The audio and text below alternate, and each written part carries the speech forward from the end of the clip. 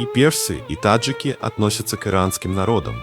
Это ветвь индоевропейской семьи языков и народов. Уже в надписях ахеменидских царей, например, Дария, правители называют себя арийцами и персами, говорящими на арийском языке. Так они обозначали свою иранскую принадлежность и родной язык, который историки называют древнеперсидским. Но внутри этой большой семьи со временем вырастает несколько ветвей. Юго-западная – персы. Ядро на землях древней Парсы – Фарс. Восточная и северо-восточная – сагдийцы, бактрийцы и другие иранские народы Средней Азии, от которых во многом происходят таджики. Сначала давай разберемся с персами, потом с таджиками, а в конце чем они похожи и чем принципиально различаются. Кто такие персы? Народ из Парсы и создатели персидского мира. Где появляются персы? Персы как народ изначально связаны с областью Парса, Перса, позднее Фарс, на юго-западе нынешнего Ирана. Именно там, среди других иранских племен, складывается элита, которая создаст Ахеменидскую державу, первую Персидскую империю, охватившую огромную часть Передней Азии и Восточного Средиземноморья. Ключевой момент – персы не единственные иранцы. На плато и вокруг уже живут медяне, парфяне, сако-скифские группы и другие. Но именно персидская ветвь берет политический верх и задает культурный код для огромной зоны. Империи как кузница персидской идентичности. За несколько столетий персы – ядро трех крупнейших держав. Ахемениды – классическая Персия античных авторов, державшие под контролем от Малой Азии до Индии. Сасаниды – поздняя доисламская империя, которая оформляет зороастризм как государственную религию и доводит до максимума административную и культурную систему Ирана. В обеих державах персы не единственный этнос, но именно они дают язык власти. Древнеперсидский, позже среднеперсидский. Слово «Персия» как обозначение государства и народа. Модель аристократии, придворной культуры, военной элиты. Ислам, новый персидский язык и современный фарси. После арабского завоевания и исламизации на базе старых иранских диалектов и арабской графики рождается новый литературный язык – персидский, фарси, уже в исламскую эпоху. Его особенности – грамматика и скелет – иранские, продолжение древней и среднеперсидского, огромный словарный пласт арабского происхождения. Этот язык постепенно становится языком культуры и литературы от Месопотамии до Индии. Современные персы – это в первую очередь персоязычное население Ирана и диаспоры, унаследовавшее юго-западную иранскую линию Парса-Фарс, память об ахеменидской и сасанидской идентичности, исламскую, прежде всего шиитскую, переработку этой идентичности. При этом генетически и культурно это не чистый древний народ, а результат многовекового смешения с другими иранскими и неиранскими группами, но с устойчивым ядром языка и культуры. Кто такие таджики? Персоязычные наследники Согда, Бактрии и Саманидов. Теперь к таджикам.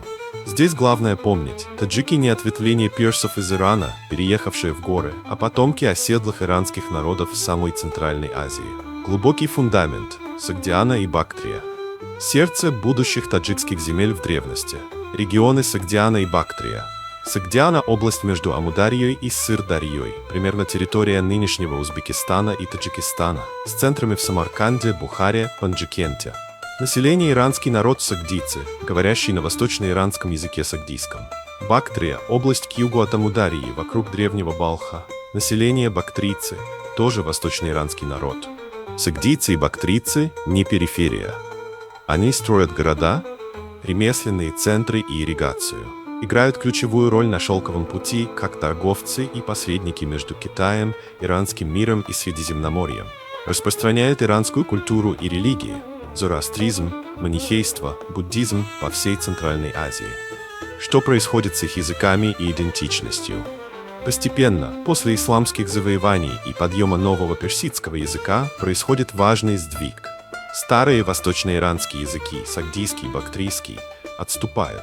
Новый персидский фарсидарий становится языком власти, религии, литературы и городской культуры. Оседлое население Согда и Бактрии шаг за шагом переходит на персидский язык, но с местным акцентом, лексикой и фонетикой. Так формируется база того, что позже назовут таджикским языком. По структуре он западает к персидскому, западноиранская ветвь, но в нем чувствуется наследие восточноиранского субстрата, через пласты лексики и местных особенностей. Саманиды, когда персидско-таджикская культура выходит на максимум.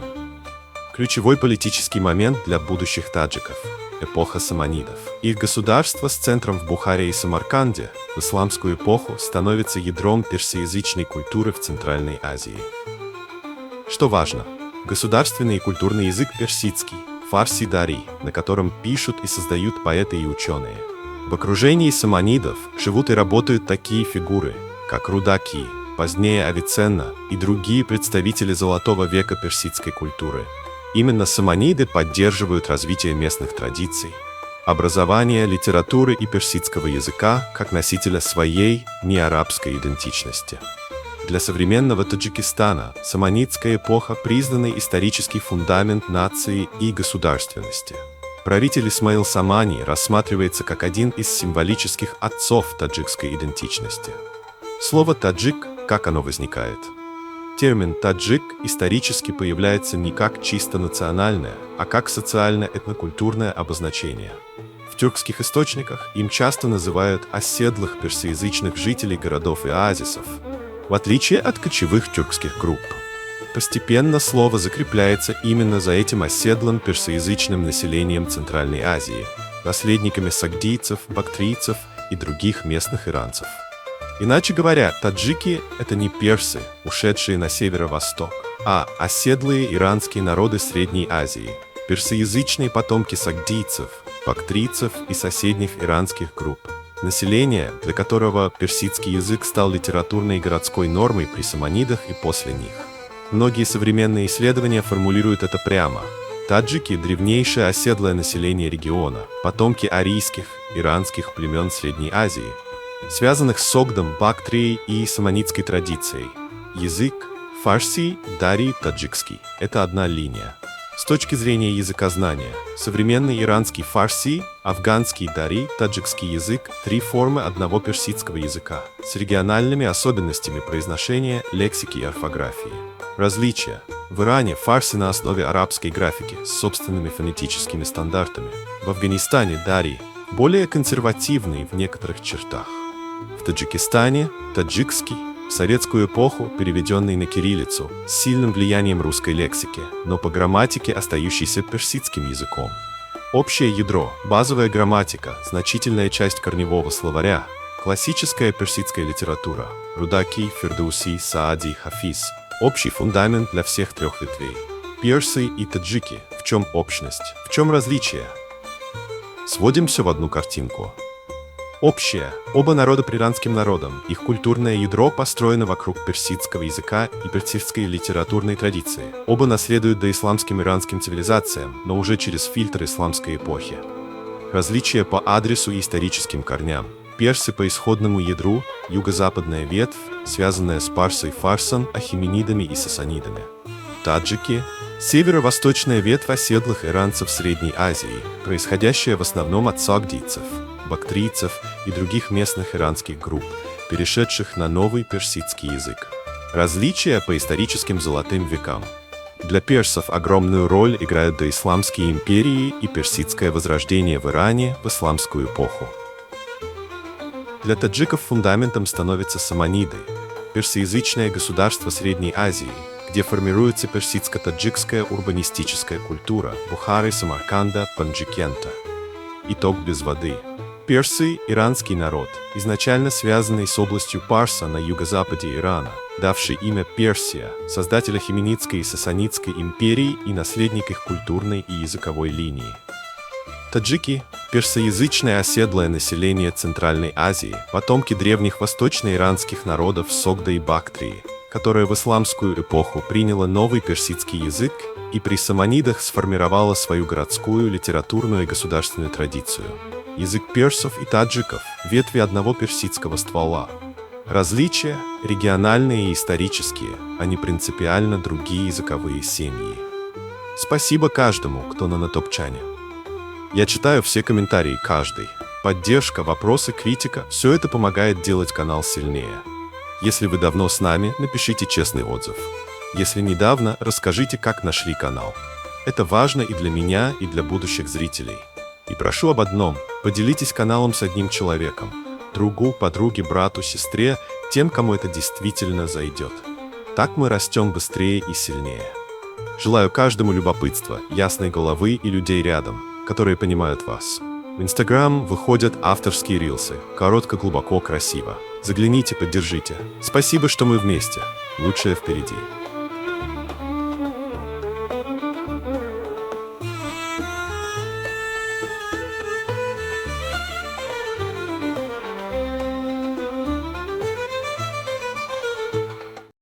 Начнем с вопроса, который не дает покоя ни одному путешественнику, ни одному историку. Что если бы существовало место, где время остановилось? Где древние боги до сих пор шепчут в ущельях, а люди живут по законам, которым тысячи лет? Такое место есть. Это Таджикистан. Страна, которую часто называют крышей мира, но которая на самом деле является колыбелью древних тайн. Мы не будем говорить о выдумках и мистификациях. Мы будем говорить о фактах, о реальных, исторически и культурно подтвержденных традициях, которые для западного человека звучат как чистая эзотерика. Мы погрузимся в мир, где ислам слился с зороастризмом, где горы — это не просто камни, а живые сущности, а люди — хранители тайного знания, которому более 2500 лет. Если и есть в Таджикистане место, пропитанное мистикой, то это Памир. Высокогорный регион, где живут памирские народы, исповедующие особую ветвь ислама – исмаилизм. Это не просто религиозное течение, это эзотерический ислам. Факт первый – скрытый смысл Корана.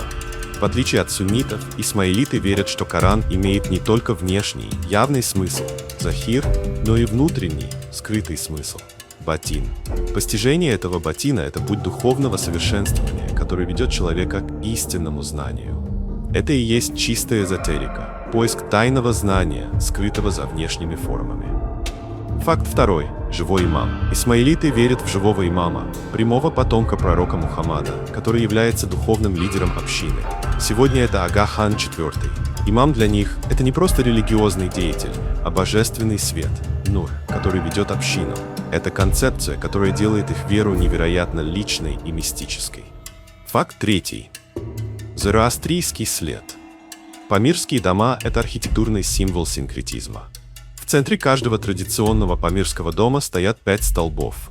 Эти столбы символизируют 5 столпов исмаилизма, но их корни уходят в доисламские зороастрийские верования.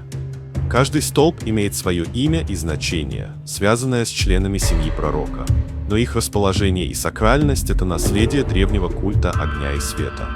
Таджикистан – это историческая родина зороастризма, одной из древнейших мировых религий, основанной пророком Заратустрой. Факт четвертый. Родина Заратустры.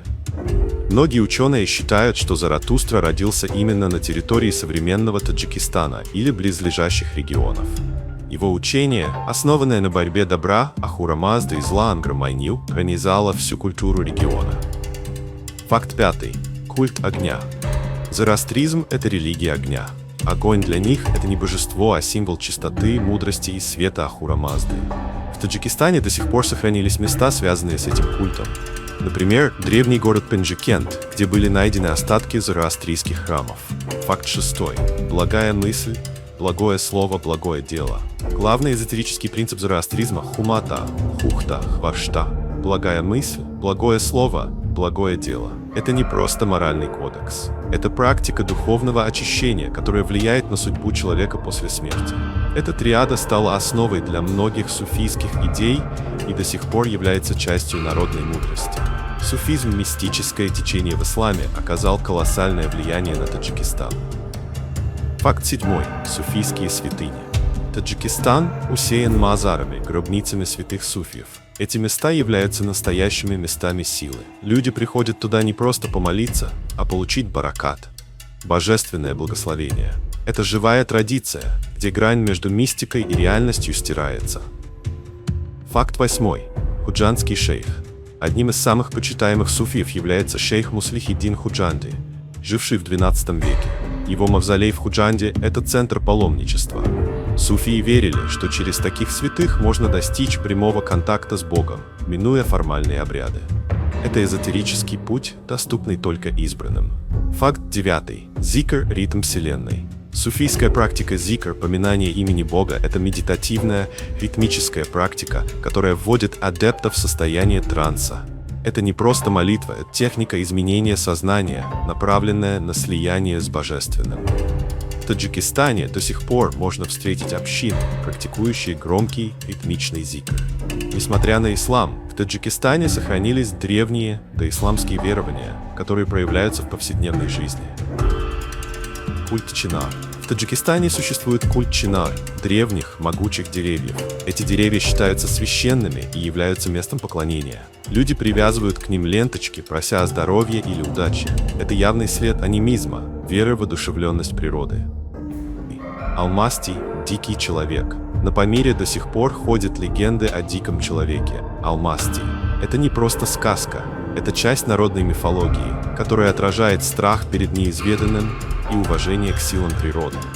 Очевидцы описывают его как крупное волосатое существо. Эти рассказы – это фольклорный факт, который сохраняет древние представления о мире. Целебные источники.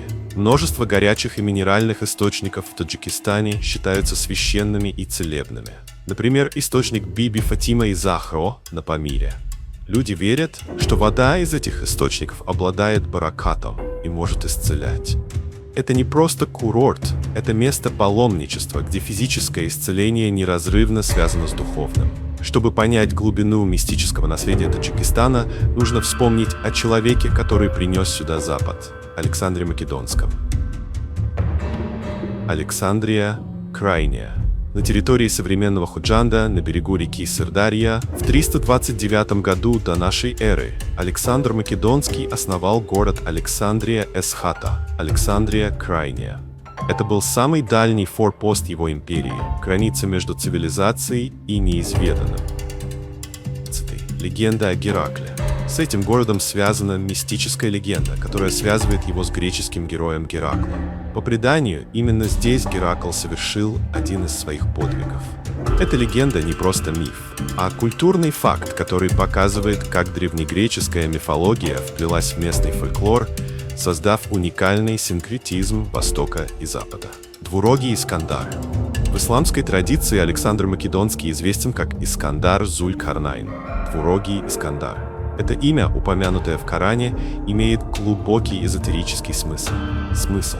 Оно символизирует его власть над Востоком и Западом, а также его роль как праведного правителя, который воздвиг стену против народов Гога и Магога. В Таджикистане он не просто завоеватель, а мистическая фигура, связанная с концом света. Мы увидели, что мистика Таджикистана – это не выдумка, а фактологическая реальность, сотканная из 4 великих традиций – зороастризма, суфизма, исмаилизма и наследия Александра Македонского. Таджикистан – это живой музей, где можно прикоснуться к 2500 лет эзотерической истории. Это страна, которая хранит тайну, и эта тайна живет в каждом камне Памира, в каждом слове Корана и в каждом сердце, которое ищет свет.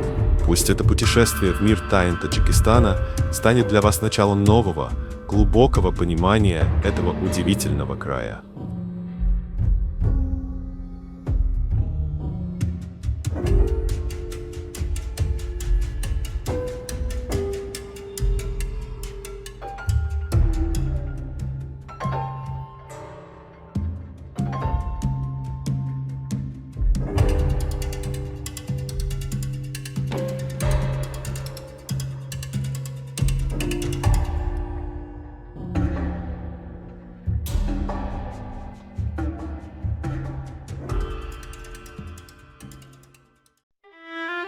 Начнем с вопроса, который может показаться невероятным. Что, если бы вам сказали, что путь в рай лежит не через великие битвы или строительство мечетей, а через самое простое, что есть в жизни каждого человека?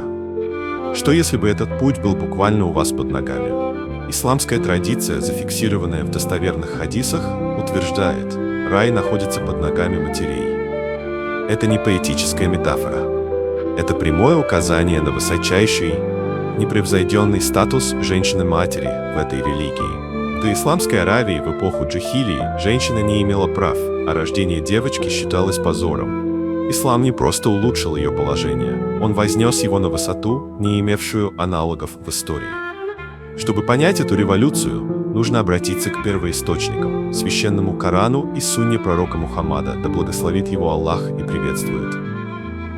Божественный указ. Право матери. В Коране, в суре Лукман, Всевышний Аллах говорит о родителях, но делает особый акцент на матери. Мы заповедали человеку делать добро его родителям. Мать носила его, испытывая изнеможение за изнеможением, и отлучение его от груди происходит в течение 2 лет. Благодари меня и своих родителей, ибо ко мне предстоит прибытие. Обратите внимание на факты. Изнеможение за изнеможением – это беременность, и отлучение в течение 2 лет – это период грудного вскармливания. Это перечисление конкретных физических жертв, которые мать приносит ради ребенка. Это основа для ее права. Но самым известным и, пожалуй, самым сильным доказательством статуса матери является хадис, в котором один человек спросил пророка Мухаммада: «О посланник Аллаха, кто из людей более всего достоин моей хорошей поддержки?» Пророк ответил: «Твоя мать». Человек спросил: «А затем кто?» Пророк ответил: «Твоя мать». Человек спросил: «А затем кто?» Пророк ответил: «Твоя мать». И только на 4-й раз пророк сказал: «Твой отец».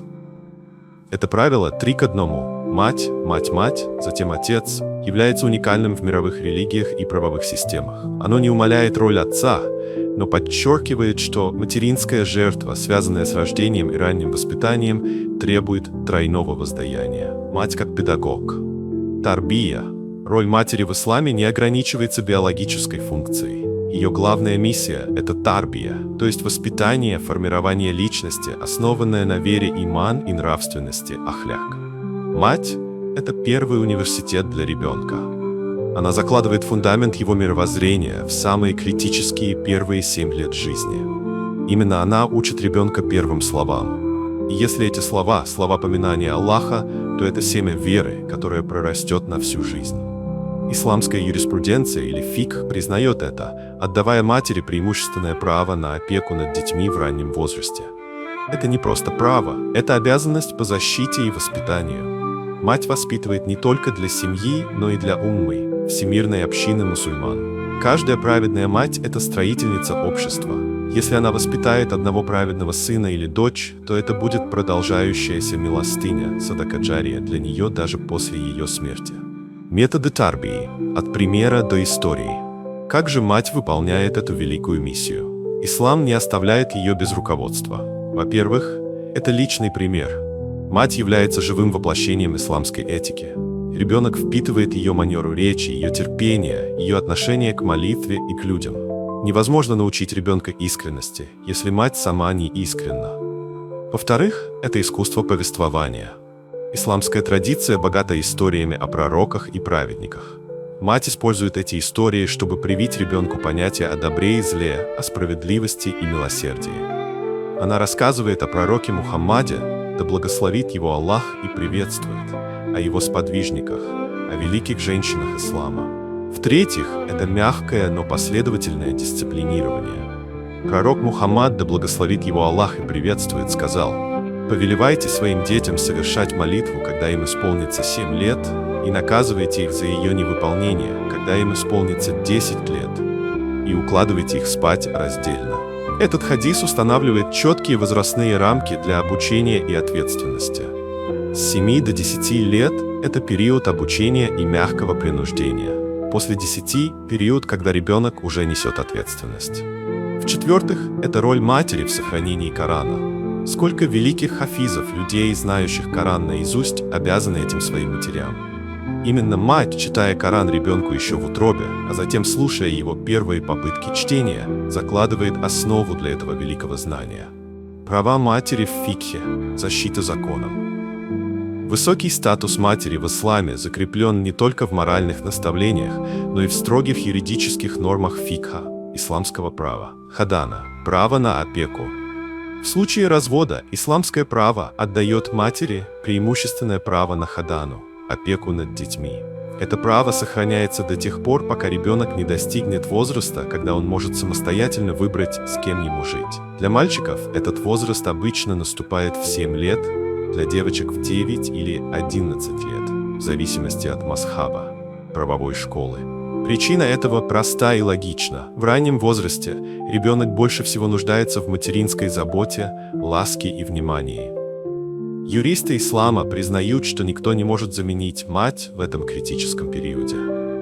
Укук аль-валидайн – неповиновение родителям. Нарушение прав матери или укук аль-валидайн – неповиновение родителям считается одним из величайших грехов в исламе, стоящим сразу после ширка многобожия. Пророк Мухаммад, да благословит его Аллах и приветствует, предостерегал: «Не сообщить ли вам о 3 величайших грехах?» Мы сказали: «Конечно, о посланник Аллаха». Он сказал: «Предавать Аллаху сотоварищей, неповиновение родителям». Это подчеркивает, что неповиновение матери – это не просто семейный конфликт, а серьезное нарушение религиозного закона, которое может лишить человека благословения в этой жизни и в следующей. Мать-одиночка и вдова исламская система социальной справедливости уделяет особое внимание защите матери, оставшейся без мужа. Во-первых, отец обязан содержать своих детей, даже если он разведен с их матерью. Это его религиозный и юридический долг. Во-вторых, если мать является вдовой, ее содержание и содержание ее детей становится обязанностью ближайших родственников мужчин, дяди-братья. Если же у нее нет родственников, то заботу о ней берет на себя байт аль-маль, государственная казна мусульман. Таким образом, ислам создает многоуровневую систему защиты, чтобы мать могла полностью сосредоточиться на своей главной миссии – воспитании праведного поколения. Исторические столпы. Великие матери. История ислама полна примеров женщин, чей материнский подвиг изменил ход истории. Хадиджа бинт Хувайлид, первая жена пророка Мухаммада, да благословит его Аллах и приветствует. Она была матерью всех его детей, кроме Ибрахима. Ее роль была не только в рождении, но и в поддержке пророка в самые тяжелые первые годы пророчества. Она была первой, кто уверовал, и ее поддержка была опорой для всей миссии. Фатима бинт Мухаммад, дочь пророка и мать его внуков, Хасана и Хусейна. Она является образцом матери, которая воспитывала своих детей в доме пророка. Ее сыновья, которых пророк называл господами молодежи рая, получили от нее не только любовь, но и глубокое понимание религии. Фатима учила их милосердию и справедливости, которые стали основой их жизненного пути. Сулайм бинт Мильхан, мать Анаса ибн Малика, который стал личным слугой пророка. Когда Анасу было всего 10 лет, Сулайм привела его к пророку и сказала: «О посланник Аллаха, это мой сын Анас, пусть он служит тебе». Она пожертвовала своим сыном ради служения религии, и Анас стал одним из самых известных передатчиков хадисов. Ее пример показывает, что мать может направить своего ребенка на величайшее служение. Асма бинт Абу Бакр, дочь первого праведного халифа. Ее сын Абдуллах ибн Зубайр стал великим лидером. Когда он был окружен врагами и сомневался, стоит ли продолжать борьбу, он пришел к своей престарелой матери. Она, несмотря на свой возраст, сказала ему слова, которые вошли в историю как образец мужества и веры. «Сын мой, если ты уверен в своей правоте, то иди и сражайся. Не дай им поймать тебя живым». Она воспитала в нем бесстрашие и готовность к жертве ради истины. Мария, мать пророка Иса Иисуса. Мир им обоим. В Коране ей посвящена целая сура. Она символ чистоты, терпения и абсолютного доверия Всевышнему. Ее история – это доказательство того, что материнство в исламе – это не просто социальный статус, а божественное избрание и величайшая честь. Практические уроки. Как почитать мать? Почитание матери – это не просто эмоциональное чувство, это набор конкретных действий, которые ислам предписывает нам совершать. Первое – это послушание. Послушание матери является обязательным, если только она не приказывает совершить грех. Даже в этом случае ислам запрещает грубость. В Коране сказано: «И говори им только слова добрые, и преклони пред ними крыло смирения по милосердию, и говори: Господи, помилуй их, ведь они воспитали меня, когда я был маленьким». Обратите внимание, не говори им даже «уф». Это запрет на малейшее проявление недовольства или неуважения. Второе – это финансовая поддержка. Если мать нуждается, ее содержание является первостепенной обязанностью сына или дочери, даже если они сами имеют ограниченные средства. Третье – это постоянная молитва. Даже после ухода матери из этого мира, ее права не заканчиваются. Пророк Мухаммад, да благословит его Аллах и приветствует, учил, что одним из лучших дел после смерти родителей является дуа мольба за них. В заключение вернемся к началу. Статус матери в исламе – это не просто высокий статус, это фундамент веры и общества. Мать – это врата в рай. Ислам, религия справедливости, воздает ей по заслугам за ее тройную жертву – беременность, рождение и вскармливание. Пусть каждый из нас помнит, что наше отношение к матери – это прямое отражение нашего отношения к повелениям Всевышнего. Ибо, как сказал пророк Мухаммад, да благословит его Аллах и приветствует, рай находится под ногами матерей. Пусть Аллах дарует нашим матерям здоровье, долгую жизнь и высшую степень рая. Аминь.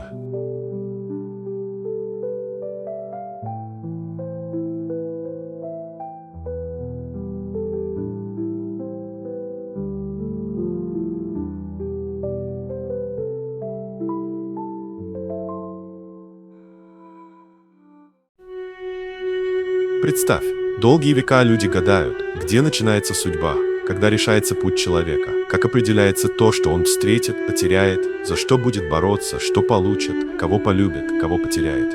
Но ислам дает прямой ответ. Не философский, не предположительный, а четкий, основанный на достоверных хадисах.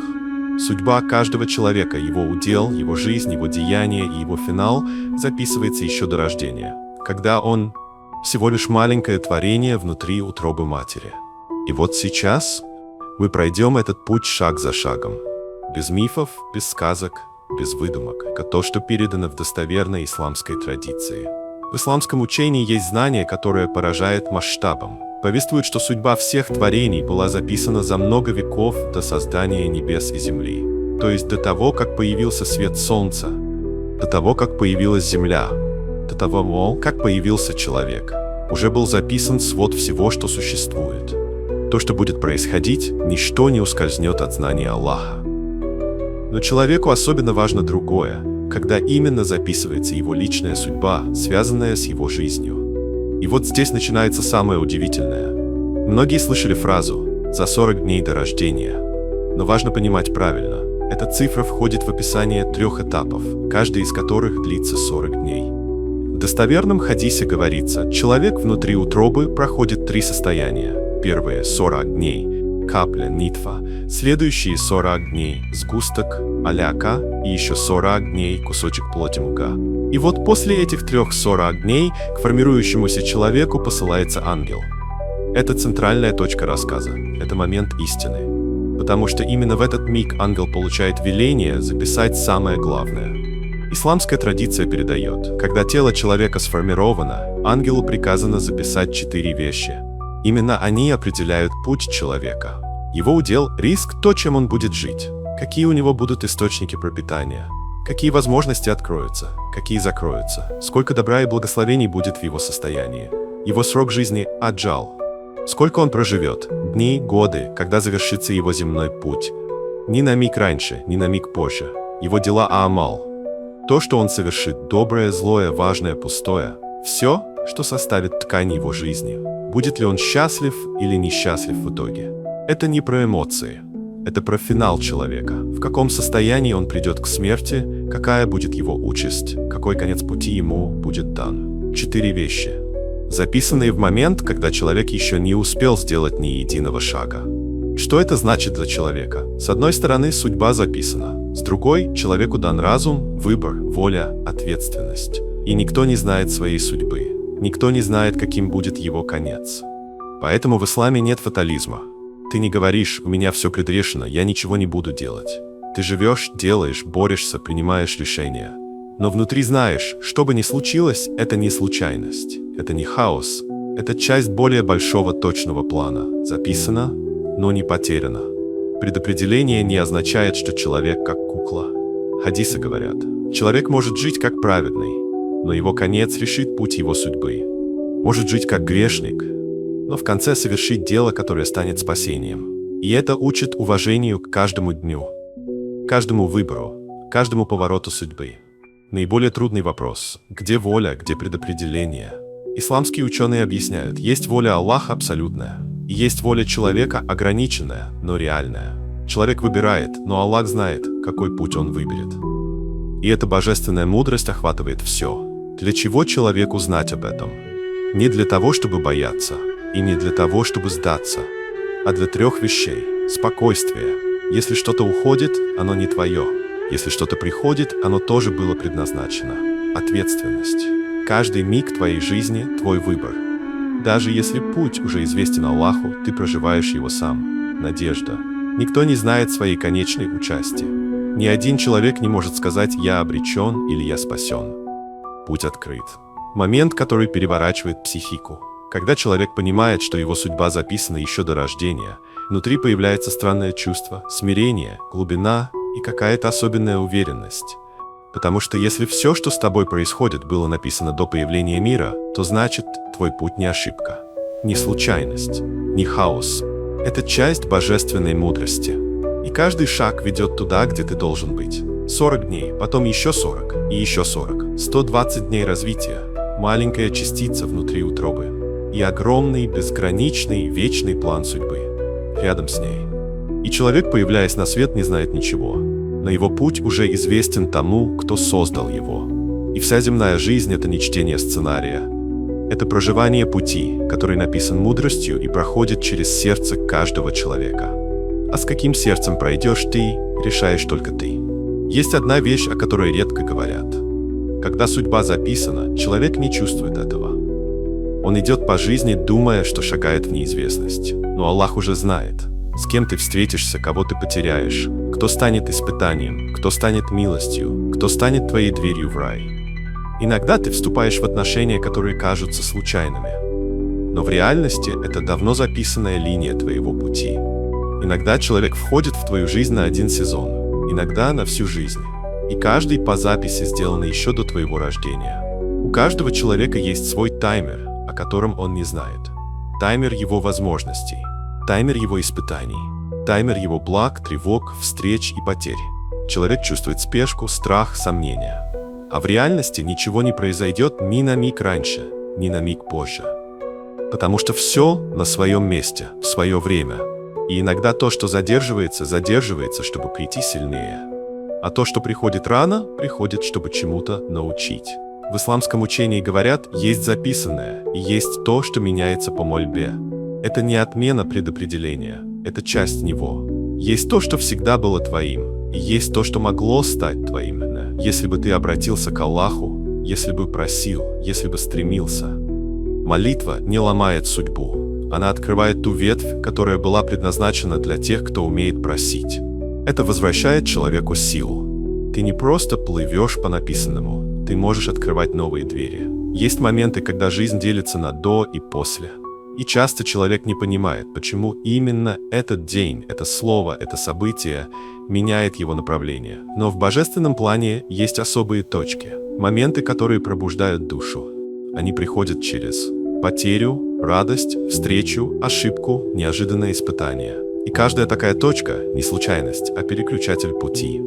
Предопределение не делает человека холодным, наоборот, оно делает его мягким. Те, кто верит в судьбу, знают, унижение, жестокость, презрение бессмысленны. Потому что каждый человек идет по своему пути, и никто не знает, какая строка записана ему как испытание, а какая как награда. Это дает уважение. Это учит состраданию. Ты понимаешь, каждый несет свой груз, каждый идет через свое еще до рождения написанное. Люди часто думают, что судьба – это финал, финальная точка. Но в исламском понимании судьба – это процесс. Она в выборе, в реакции, в борьбе, в терпении, в падениях и подъемах. Записан результат, но качество пути человек формирует сам. То, как ты идешь – это твоя ответственность, твой характер, твоя душа, твое сердце. Самое важное в судьбе – не даты рождения и смерти, ни богатство или бедность, ни успех или провал. Самое важное, в каком состоянии человек уходит из жизни. Хороший ли у него конец, чистое ли у него сердце, закончит ли он путь с верой – это то, что решает все. И об этом предупреждают ученые. Не то важно, как человек жил всю жизнь, а то, как он закончит. И это не повтор мыслей выше, это глубинный новый слой. Судьба не кричит, не требует внимания. Она просто двигает человека туда, где он должен быть. Иногда через легкость, иногда через боль, иногда через людей, которые приходят и уходят. Но у судьбы есть цель – очистить, созреть, подготовить, усилить. И когда человек понимает это, он перестает бояться будущего. Он перестает сражаться с прошлым. И учится жить в доверии. И вот теперь, когда мы дошли до конца, остался один вопрос. Уже не из книг, не из хадисов, не из науки, а вопрос к тебе. Когда ты понимаешь, что твой путь был записан еще до твоего рождения, что ты чувствуешь? Страх, спокойствие, уверенность? Или, может быть, что-то свое, то, что невозможно объяснить словами? Потому что каждый из нас проходит свой путь. Кому-то судьба открывает двери, кому-то ставит преграды, кому-то дарит любовь, кому-то дает испытания. Но каждого ведет по линии, которая была начертана мудростью еще до появления мира. И все, что мы можем, идти так, чтобы наш конец был светлым, чтобы сердце навстречу судьбе было чистым, чтобы наша дорога стала тем, чем мы не стыдимся перед собой и перед Аллахом. А теперь скажи ты, какое чувство оставила у тебя эта тема? Что ты понял о себе, о своей жизни, о пути, который идешь? Напиши в комментариях, твоя мысль может стать опорой кому-то другому. И если этот выпуск дал тебе хоть одну мысль, хоть одно ощущение, хоть одно прикосновение к истине, оставь лайк, чтобы он дошел до тех, кому это нужно прямо сейчас.